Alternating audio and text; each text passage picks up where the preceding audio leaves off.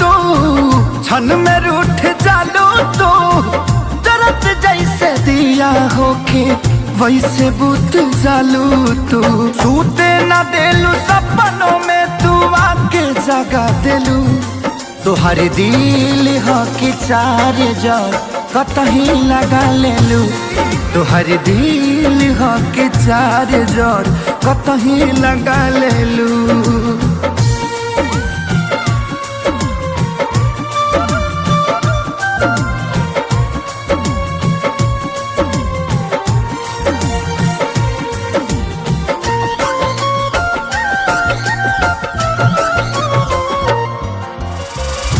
दिलिया दिमाग में बसलू अभी से दीवारी के तनी ना ख्याल आई पंकज खेसारी के।